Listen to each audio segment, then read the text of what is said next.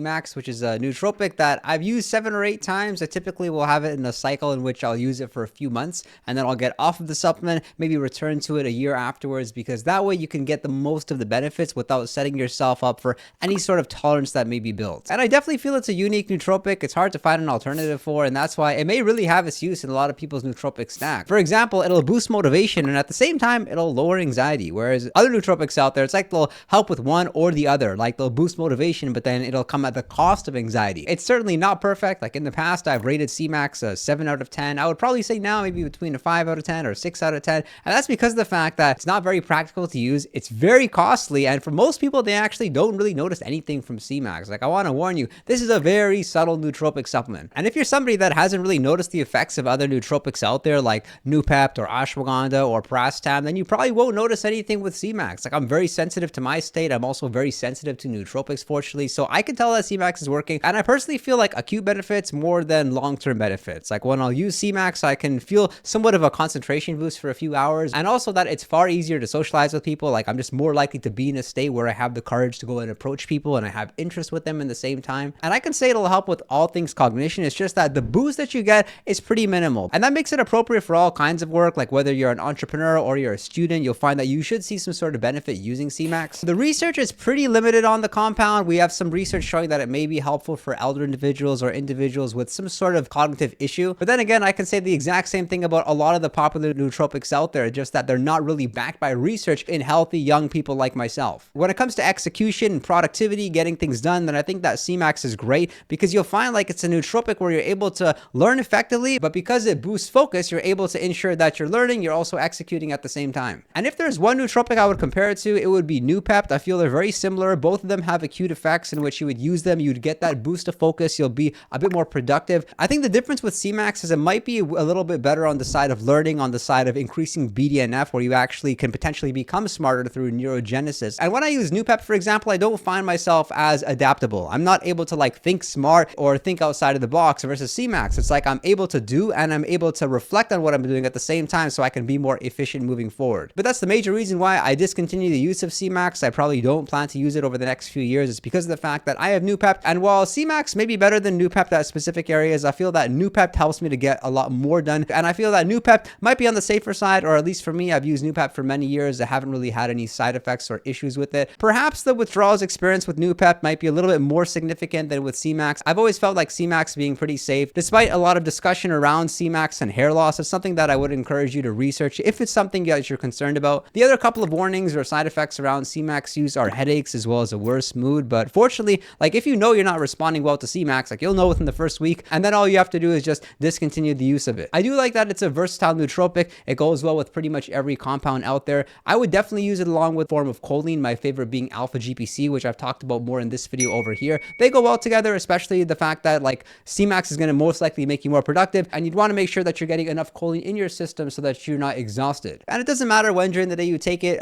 For me, when I do take it, I'll take it twice during the day. I'll take it once in the morning before my workout, and then I'll have it in the late afternoon or early afternoon, depending on how I'm feeling. You can actually use it in the later portion of the day. If that's when you work, you'll find that C-Max, while it may be like a little bit mentally stimulating, it's definitely not physically stimulating, and it's also not likely to keep you from sleeping. How the compound is consumed is either going to be in some sort of like spray bottle where you'd spray up your nostril. It might be in a dropper, which you would drop on your nostril, or it might be in a dropper, which would go under your tongue. And that's why I'd mentioned it's not that convenient to take. Sometimes you get the powder, then you have to mix it up with some sort of moisture for you to actually make the spray or the nasal drop yourself. I personally don't mind it because spraying anything up your nostril will guarantee it'll boost your alertness, but I do prefer some of the other nootropic compounds, which are a little bit more practical and easier to take. Most people would just simply not notice it working. There are going to be some people, probably less than 10%, maybe 5% of the people who swear by the use of it. I would say if you're somebody that really struggles with social anxiety and perhaps you've used some other nootropics, you've seen a little bit of a benefit, but you just haven't found the right nootropic yet, then C-Max may be worth investigating for you. Of course, make sure to do your research. Make sure to consult with your general practitioner to see if it's okay and it's healthy for you. I'd love to see your thoughts about C-Max